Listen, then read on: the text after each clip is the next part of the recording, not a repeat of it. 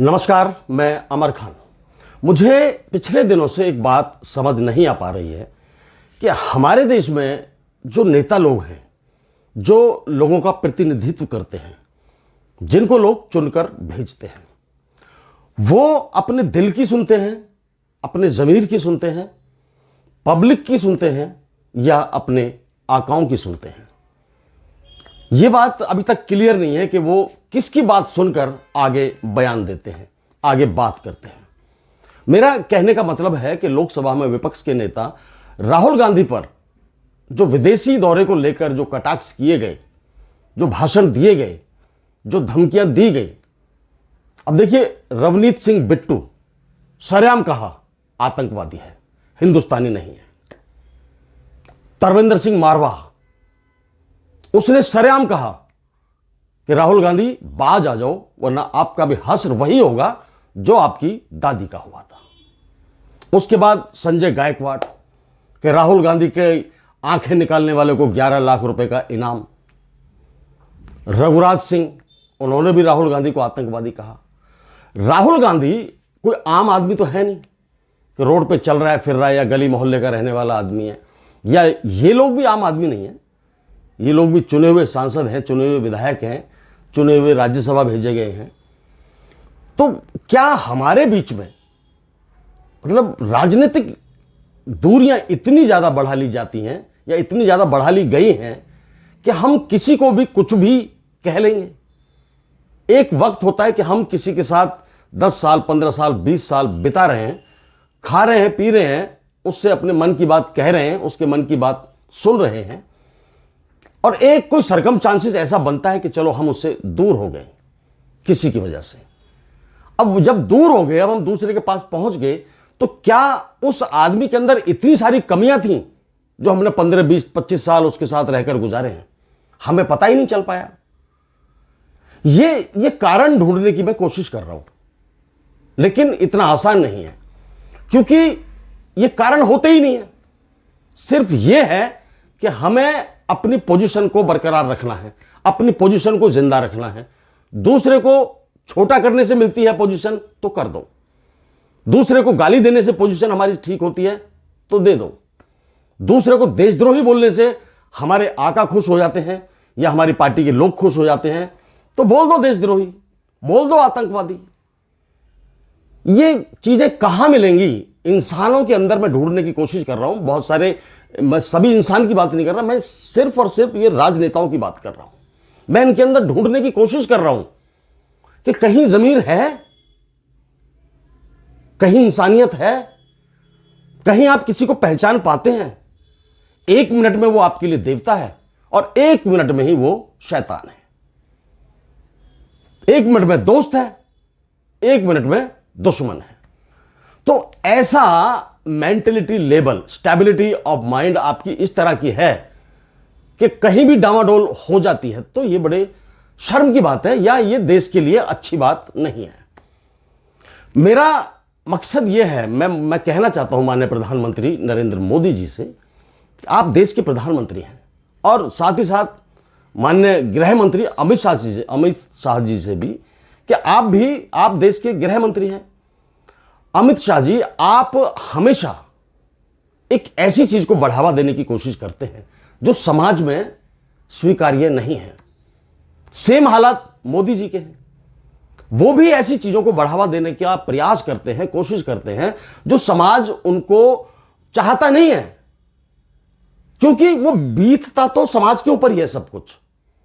इन बड़े बड़े ओहदों पर बैठे हुए लोगों के ऊपर कुछ नहीं बीतता, जो बीतता है समाज पर बीतता है।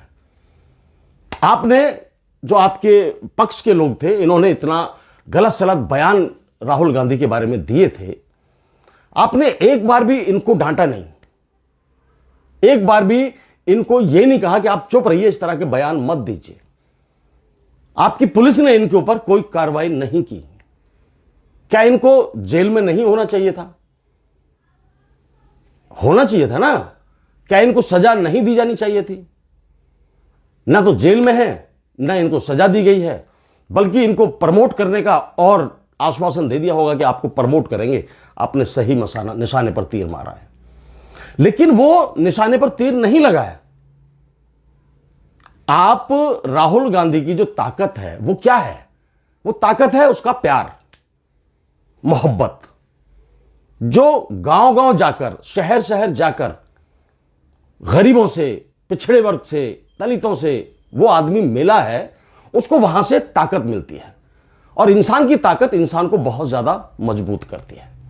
उसने जो पूरे देश के अंदर मोहब्बत लूटी है, मोहब्बत फैलाई है, उस मोहब्बत को आप मोहब्बत से ही काट सकते हैं, नफरत से नहीं काट सकते मोदी जी, अमित शाह जी।